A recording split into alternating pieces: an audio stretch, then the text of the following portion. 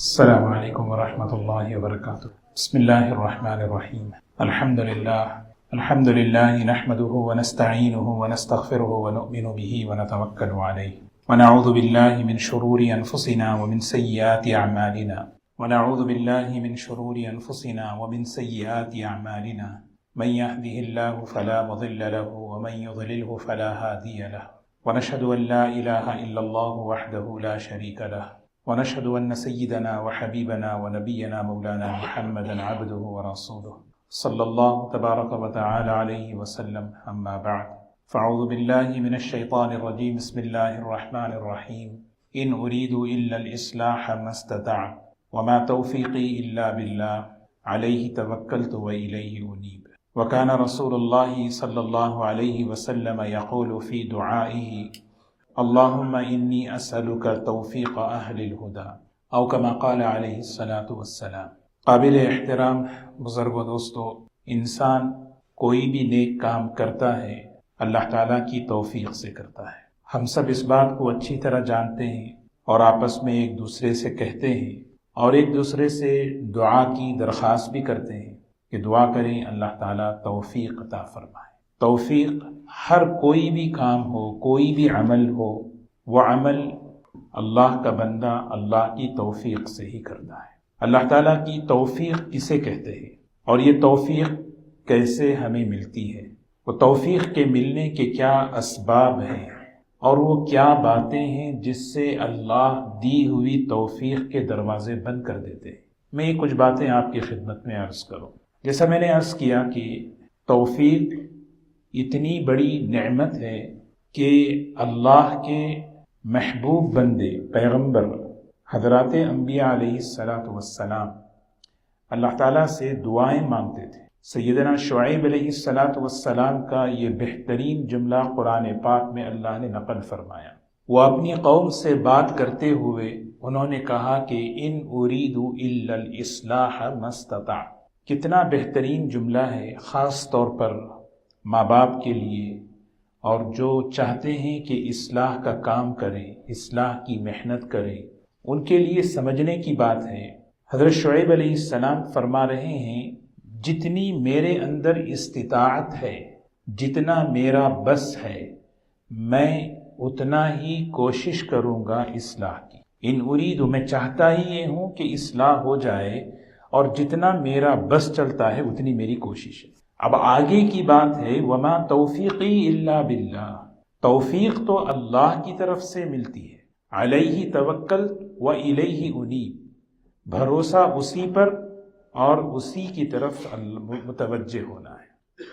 اور خود نبی کریم صلی اللہ علیہ وسلم کی جو دعا میں نے آپ کے سامنے عرض کی، بہت لمبی دعا ہے۔ اس دعا کا سب سے پہلا جملہ اور اس دعا میں یہ بتایا جا رہا ہے کہ بندہ اللہ سے توفیق مانگے، صرف توفیق نہ مانگے بلکہ ہدایت والوں کی توفیق مانگے۔ اللہم انی اسألک توفیق اہل الہدی، اے اللہ ہدایت والے جو لوگ گزرے ہیں انہیں جو توفیق آپ عطا فرماتے ہیں وہ توفیق مجھے عطا فرما۔ صرف آدمی توفیق مانگے، کتنی بہترین بات دیکھیں، ہدایت والوں کو جو اللہ تبارک و تعالیٰ توفیقیں عطا فرماتے ہیں، یا اللہ وہ مجھے عطا فرما۔ ہدایت والے کون ہیں؟ علماء نے لکھا ہے کہ ہدایت والی دو جماعتیں ہیں۔ ایک وہ جماعت ہے جو انبیاء علیہ السلام کی ہے، جن کے بارے میں اللہ تعالیٰ نے یہ اعلان فرمایا اولئک الذین ھداھم اللہ فبھداہ مقتدی۔ یہ لوگ ہدایت یافتہ ہیں، ہدایت والی جماعت ہیں، ان سے جڑے رہو، ان کے پیچھے چلو، ان کے ساتھ رہو، ان کی اتباع کرو۔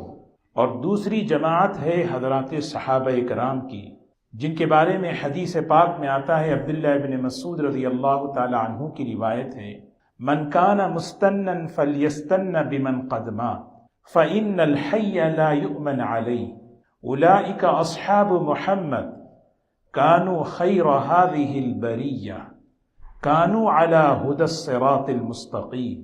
جو آدمی کسی کے پیچھے چلنا چاہے، کسی کو اپنا لیڈر بنانا چاہے، کسی کے پیچھے چلنا چاہے، ایک اصول یہ بتایا کہ ان لوگوں کے پیچھے چلو جو دنیا سے جا چکے ہیں، اس لیے کہ فَإِنَّ الْحَيَّ لَا يُؤْمَنْ عَلَيْهِ، زندوں پر بھروسہ نہیں کیا جا سکتا، موت سے پہلے پہلے کبھی بھی کچھ بھی ہو سکتا ہے۔ یہ بتایا جا رہا ہے کہ یہ صحابہ اکرام کی جو جماعت ہے، یہ وہ جماعت ہے جن کا ایمان پر، جن کا حسن خاتمہ ہو چکا ہے، ہدایت پر یہ لوگ دنیا سے جا چکے ہیں، ان کے پیچھے چلو گے تو اللہ تمہیں کامیاب کرے گا۔ اور پھر فرمایا سب کے سب ہدایت پر ہیں۔ اور حضرت عبداللہ بن مسعود رضی اللہ تعالی عنہ کی اس حدیث میں انہوں نے رب کعبہ کی قسم کھا کر فرمایا کہ یہ سب اللہ کی طرف سے ہدایت یافتہ ہے۔ تو دوستو، یہ جیسے میں نے شروع میں عرض کیا، توفیق کس کا نام ہے؟ 3 چیزیں ہیں جسے توفیق کہتے ہیں۔ کسی نیک کام کا، کسی اچھے کام کا دل میں خیال آنا، دل میں بات آئے کسی نیک کام کی، قرآن پاک کی تلاوت کروں، کوئی نیکی کا کام کروں، کوئی صدقے کا کام کروں، یہ سب سے پہلی چیز ہے، دل میں خیال آنا نیکی کا۔ اور اس نیک کام کو کرنے کے لیے اسباب، وسائل، حالات، ماحول سازگار ہوں۔ اس نیک کام کو کرنے کے لیے جو چیزیں چاہیے وہ مجھے ملی ہوئی ہوں، مطلب دوسری چیز۔ اور تیسری چیز اس نیک کام کو کر دینا۔ یہ 3 چیزیں جب ملتی ہیں اس کو کہتے ہیں توفیق۔ کیونکہ میں یہ بات اس لیے عرض کر رہا ہوں کہ بعض مرتبہ آدمی عمل سے بچنے کے لیے توفیق پر الزام دے دیتا ہے، بھئی آپ یہ کام کیوں نہیں کرتے؟ دعا کریں اللہ توفیق دے۔ بھئی آپ یہ کیوں نہیں کرتے؟ دعا کریں اللہ توفیق دے۔ یہ اتنی بڑی غلط فہمی ہے کہ توفیق ہم نے سمجھا ہی نہیں کیا چیز ہے۔ سب سے پہلی چیز دل میں خیال آنا، اور الحمدللہ ہر ایمان والا جس کے دل میں ایمان ہے، نیکی کا خیال اس کے دل میں آتا ہے، نیکی کا خیال آتا ہے، نماز کا، تلاوت کا، نیک کام کرنے کا، صدقہ کرنے کا، ماں باپ کی خدمت کرنے، جتنے بھی اعمال صالحہ ہیں ان کا خیال دل میں آتا ہے۔ اب دوسری جو چیز ہے، ان اعمال کو کرنے کے لیے جو وسائل، جو اسباب، جو چیزیں چاہیے وہ اللہ کی طرف سے مجھے ملے ہوئے ہوں۔ مثال کے طور پر ایک آدمی، اس کے دل میں بات آ رہی ہے مجھے قرآن پاک کی تلاوت کرنا ہے، آ گئی دل میں بات، کیا اللہ کی طرف سے اس کو زبان نہیں دی گئی؟ کیا اللہ تعالیٰ کی طرف سے اسے آنکھیں نہیں دی گئی کہ قرآن پاک پکڑ کر، کھول کر اس قرآن پاک کو دیکھ کر وہ اللہ کا کلام پڑھے؟ ایک آدمی چاہتا ہے میں مسجد میں آؤں، نماز پڑھوں، سوال یہ ہے کہ کیا اللہ کی طرف سے اسے پیر نہیں دیے گئے جس پیر سے وہ چل کر مسجد کی طرف آئے؟ ایک آدمی چاہتا ہے میں حج پہ جاؤں، دل میں بات آ رہی ہے، بہت اچھی بات ہے، دل میں بات آ گئی۔ دوسرا مرحلہ یہ ہے، کیا اس کو اللہ تعالیٰ نے اتنا مال نہیں دیا کہ وہ حج کے لیے جائے آئے؟ دل میں بات آ رہی ہے اور اس کے پاس وہ عمل کرنے کے لیے، وہ نیک کام کرنے کے لیے وہ سہولت، وہ اسباب اس کے پاس ہیں، اللہ تعالیٰ کی طرف سے دیے ہوئے ہیں۔ اگر وہ ان کو استعمال کر کے اس نیک عمل کو وہ کر لیتا ہے، مطلب یہ ہے کہ اللہ نے اسے توفیق دے دی۔ اگر اسی نیکی کا خیال دل میں آیا اور ان اسباب کو اور ان وسائل کو بجائے اس کام کے استعمال کرنے کے اپنی خواہشات پر لگایا، اپنی منمانی پر لگایا، تو اس نے گویا اپنی ہی طرف سے توفیق کا دروازہ بند کر لیا۔ تلاوت قرآن پاک میں ایک مثال ہے، قرآن پاک کی تلاوت، دل میں بات آ گئی، اس کے پاس ٹائم ہے، اللہ نے اس کو زبان دی ہے، اللہ نے اس کو آنکھیں دی ہیں، ہاتھ دیے، پکڑ کر دیکھ کر پڑھ سکتا ہے، لیکن وہ کیا ہے، وہی وقت کسی اور چیز میں وہ لگا رہا ہے، وہی وقت کسی اور کام میں لگایا ہوا ہے، تو کہاں سے تو؟ اسی لیے جو ہے نا، بعض مرتبہ یہ شیطان کا بڑا دھوکہ ہے، عمل سے بچنے کے لیے انسان کیا کرتا ہے، توفیق پر الزام لگا دیتا ہے، بھئی دعا کریں اللہ توفیق دے۔ واقعی اللہ سے مانگنے کی چیز ہے، نبی کریم صلی اللہ علیہ وسلم کی دعا ہے، صرف توفیق مت مانگو، اللہ تعالیٰ سے مانگو تو توفیق ہدایت والی جماعت کو جو اللہ نے توفیق دی، اہدنا الصراط المستقیم صراط الذین انعمت علیہم غیر المغضوب علیہم ولا الضالین، ہدایت دیجیے اللہ، اور کون سی ہدایت؟ جو جماعت کو آپ نے ہدایت دی، من النبیین والصدیقین والشہداء والصالحین، کسی کام کے کرنے کے لیے اسباب مہیا ہونا۔ اسی لیے سب سے پہلی چیز توفیق کا سبب کیا ہے، کیسے اللہ کسی کام کو کرنے کے لیے توفیق دیتے، سبب کیا ہے؟ سب سے پہلے آدمی اپنے دل میں طلب پیدا کرے، آدمی کے دل کے اندر نیت ہو مجھے یہ کرنا ہے، کیونکہ اللہ تبارک و تعالیٰ نے اپنا ضابطہ بیان کر دیا، أَنُلْزِمُكُمُوهَا وَأَنْتُمْ لَهَا كَارِهُونَ۔ ہم یہ نہیں چاہتے کہ کوئی آدمی نہیں چاہ رہا اس پر ہم زبردستی ہدایت ڈال دیں، کھینچ پکڑ کر ہم اس کو نماز میں لائیں، یہ ہمارا ضابطہ نہیں ہے۔ ایک آدمی چاہ ہی نہیں رہا، ایک آدمی اپنی زندگی بدلنا ہی نہیں چاہ رہا، اللہ تعالیٰ کہتے ہیں أَنُلْزِمُكُمُوهَا، کیا خیال ہے آپ کا کہ ہم اس پر جو ہے چپک جائیں، ہم اس کو زبردستی کریں؟ یہ ہمارا ضابطہ نہیں ہے۔ کسی انسان پر ہدایت کے لیے، نیک کام کرنے کے لیے اللہ تعالیٰ کی طرف سے زبردستی نہیں کرائی جاتی، قدرت ہے اللہ کی، إِن نَشَأْ نُنَزِّلْ عَلَيْهِمْ مِنَ السَّمَاءِ آیَةً فَظَلَّتْ أَعْنَاقُهُمْ لَهَا خَاضِعِينَ۔ ہم چاہیں تو ایسی آیتیں، نشانیاں آسمان سے اتار سکتے ہیں، گردنیں جھکا دیں گے تمہاری۔ اللہ کہہ رہے یہ میری قدرت ہے، گردنیں جھک جائیں گی، لیکن میری سنت، میرا ضابطہ یہ ہے کہ تم اپنی طرف سے کرو۔ سب سے پہلے آدمی کے اندر طلب ہو، آدمی کے اندر فکر ہو کہ مجھے توفیق کا دروازہ کھلتا ہے کب؟ جب آدمی کے اندر سے طلب ہو مجھے یہ کرنا ہے۔ جب آدمی اندر سے فکر کرتا ہے، طلب اس کے اندر پیدا ہوتی ہے، اللہ راستے کھولتے ہیں، اور جب اللہ راستے کھولتے ہیں تو اس کے لیے راستے کو آسان کرتے ہیں، وہ راستہ اس کے لیے اتنا آسان ہوتا چلا جاتا ہے، وہ آدمی نیک کام کرتے کرتے کرتے جنت تک، اللہ تک پہنچ جاتا ہے۔ اور ایک آدمی چاہ ہی نہیں رہا، ایک آدمی اندر سے چاہ ہی نہیں رہا، اس کے اندر طلب نہیں ہے، اس کے اندر فکر نہیں ہے، اللہ نے کہا نہیں ہم یہ نہیں چاہتے۔ اس کے اندر برائی کی طلب ہے، نافرمانی کی طلب ہے، تو اللہ تعالیٰ بھی وہ اپنا ضابطہ بیان فرما دیے، ہم اس کے لیے بھی وہ راستہ آسان کرتے ہیں، یہاں تک کہ وہ راستہ اتنا آسان کر دیتے ہیں، وہ برائی اس کے لیے آسان ہوتی ہے، ہوتے ہوتے ہوتے آخرت میں تو اس کے لیے جہنم ہے، دنیا میں اس کے لیے یہ ہوتا ہے کہ اس کے دل پر مہر لگا دیتے ہیں۔ اس بات کو، اس مضمون کو اللہ تعالیٰ نے سورہ لیل میں فرمایا، اور اس بات کو اللہ تعالیٰ نے قسم کھا کر فرمایا۔ یہ بات اتنی اہم ہے کہ وَاللَّيْلِ إِذَا يَغْشَى وَالنَّهَارِ إِذَا تَجَلَّى وَمَا خَلَقَ الذَّكَرَ وَالْأُنثَى إِنَّ سَعْيَكُمْ لَشَتَّى، یہ قسم اللہ نے کھائی، پھر آگے فرمایا فَأَمَّا مَنْ أَعْطَى وَاتَّقَى وَصَدَّقَ بِالْحُسْنَى فَسَنُيَسِّرُهُ لِلْيُسْرَى۔ جو آدمی اللہ سے ڈرتا ہے، جو آدمی اس کے اندر طلب ہے، فکر ہے، مجھے کچھ کرنا ہے، ہم اس کے لیے آسانیاں پیدا کریں گے، اس کے لیے ہر عمل آسان، اسی کو کہتے ہیں توفیق۔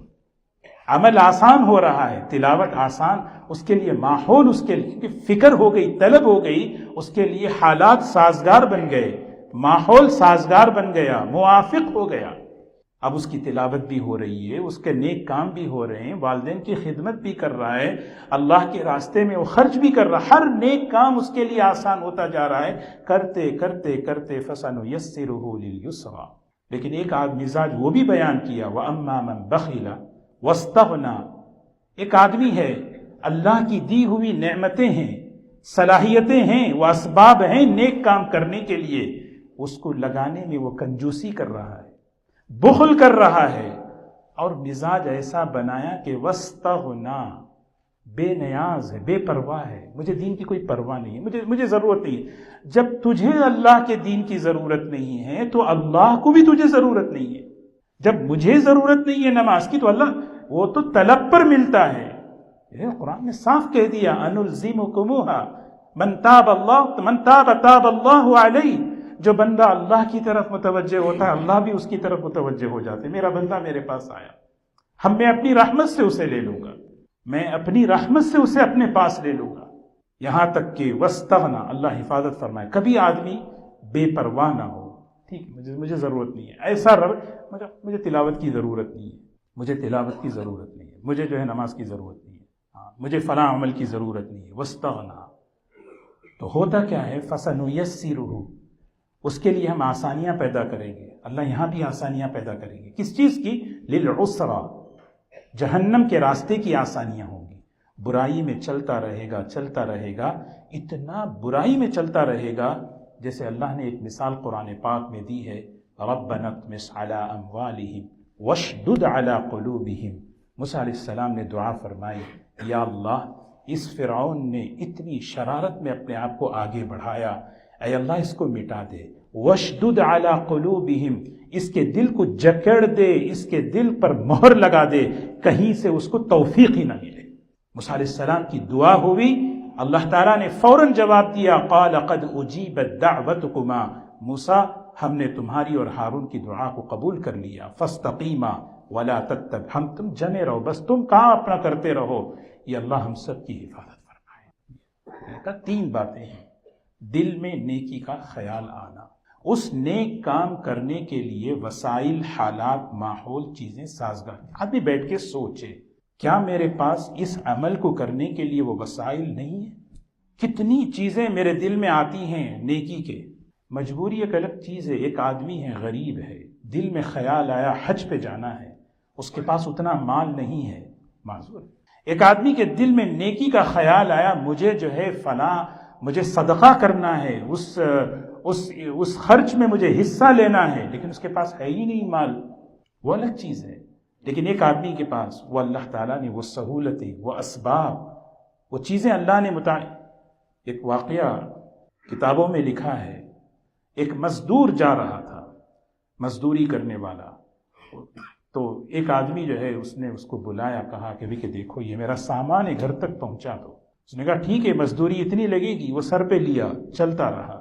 مزدور سر پہ سامان لے کے جا رہا ہے، مالک ساتھ بھی چل رہا ہے. راستے میں مسجد نظر آئی، مغرب کا وقت تھا، اذان ہو گئی. اس مزدور نے جو کہا کہ مجھے نماز پڑھنے کا موقع دو. دونوں مسلمان ہیں. شیخ سعدی رحمۃ اللہ علیہ واقعہ لکھتے ہیں، دونوں مسلمان ہیں. اس نے جو ہے وہ سارا جو ہے نا وہ جو کچھ اس کا بوجھ تھا، سامان تھا، وہی رکھ دیا اور وہ مسجد کے اندر آ گیا. مالک وہیں کھڑا رہا. نماز ہو گئی، لوگ نکلنے لگے. وہ نماز کے بعد سنتیں، جب سنتیں پڑھ رہا تھا تو پیچھے سے مالک نے آواز لگائی، بھئی کیا ہو گیا، کیوں نہیں آ رہے باہر، کس چیز نے تجھے روکا ہے؟ وہ سلام پھیر کے کہتا ہے، جس چیز نے تجھے باہر سے اندر آنے کو روکا ہے، اسی چیز نے مجھے اندر سے باہر جانے کو روکا ہے. یہ جملہ سوچنے کے قابل ہے. کیا چیز ہے جو میرے اندر رکاوٹ ہے؟ میں کیوں اللہ تعالیٰ کی طرف سے مجھے زندگی ملی، اللہ کی طرف سے مجھے اسباب ملے، اللہ تعالیٰ کی طرف سے طاقت ملی، یہ سب وقتی طور پہ ہیں. ان سب کے باوجود میں کیوں ان سے اپنی آخرت کیوں نہیں بنا رہا؟ میں اپنی آخرت کیوں نہیں بنا رہا ہے؟ میں خود اسی لیے سب سے پہلا سبب توفیق کے دروازوں کے کھلنے کا یہ ہے کہ آدمی اندر سے طلب. آپ سورہ 27ویں پارے میں یہ آخری جو پیج ہے اس کو آپ دیکھیں، اللہ تعالیٰ نے مثالیں دی، وہاں پر مثالیں دی، عورتوں کی مثال دی. ایک خاتون ہے جس کے اندر طلب تھی، وہ فرعون کے ماحول میں رہتی تھی، حضرت آسیہ. اس طلب پر اللہ نے اس کو ایمان دے دیا. وَضَرَبَ اللَّهُ مَثَلًا لِلَّذِينَ آمَنُوا امْرَأَتَ فِرْعَوْنَ. اور اس کی خادمہ ماشطہ جو کنگھی کرنے والی، نبی کریم صلی اللہ علیہ وسلم سفر میں جا رہے ہیں معراج کے، خوشبو محسوس ہوئی. جبرائیل یہ خوشبو کس چیز کی ہے؟ فرمایا فرعون کے گھر کی جو خادمہ تھی، فرعون نے جس کو شہید کیا تھا، اس کے ایمان کی خوشبو ہے. طلب ہوتی ہے تو خادمہ بھی، طلب ہوتی ہے تو، اور طلب نہیں ہوتی. اس سے پہلے دو عورتوں کی مثال دی. ضرب اللہ مثلا للذین کفروا امرأۃ نوح وامرأۃ لوط کانتا تحت عبدین من عبادنا صالحین. دو خاتون، دو عورتیں، نیک بندوں کے گھروں میں رہنے والی، حضرت نوح، حضرت لوط علیہ السلام کی بیوی بن کر رہنے والی زندگی کو، اتنا قربت کا رشتہ. کانتا تحت عبدین من عبادنا صالحین فخانتاہما. کیا وجہ تھی کہ ایمان نہیں ملا؟ کیا وجہ تھی بتائیں؟ اللہ تعالی ہم سب کی حفاظت فرمائے. یہ طلب کا دروازہ جو ہے نا، آدمی جو ہے کبھی بھی، وہ نکلے ہیں ایران سے حضرت سلمان فارسی رضی اللہ تعالیٰ عنہ. حدیث میں آتا ہے 10 مرتبہ خریدے اور بیچے گئے. ایک مرتبہ نہیں. غلامی جو ہے نا بڑی خراب چیز ہے، اور ایک آدمی 10 مرتبہ غلام کسی کے ہاتھ میں بنایا جائے، کیا اس کی حیثیت ہوگی؟ لیکن وہی شخص طلب وہاں سے نکل کر ہوتے ہوتے مدینہ منورہ میں پہنچے، اور نبی کریم صلی اللہ علیہ وسلم کے ہاتھ پر جب ایمان لائے تو آپ نے کیا فرمایا؟ لو کان الایمان عند الثریا، بعض لوگ ایسے بھی ہوتے ہیں ایمان ثریا ستارے پر بھی ہونا تو وہاں سے بھی جا کے لے کے آ جائیں، طلب ایسی ہوتی ہے۔ اللہ ہم سب کو نصیب فرمائے، اللہ تعالی ہم سب کو نصیب۔ اسی لیے ایک بات عرض کر کے اپنی بات ختم کروں۔ حضرت علقمہ، دیکھیے توفیق کے لیے ایک بڑی چیز ہے، جیسے میں نے کہا کہ آدمی میں تک اس کے لیے دعا بھی ہو، آدمی اندر سے مانگے۔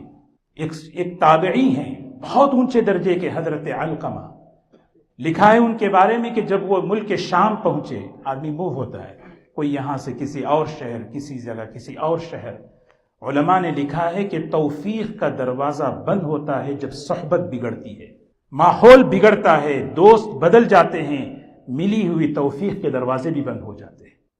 وہ شخص آئے وہاں پر، مسجد میں آئے، 2 رکعت نماز پڑھی، اور نماز پڑھنے کے بعد وہ دعا کر رہے ہیں۔ اب آدمی سوچے کسی جگہ موو ہو، اکیلا ہو، دعا کیا کر رہا ہے؟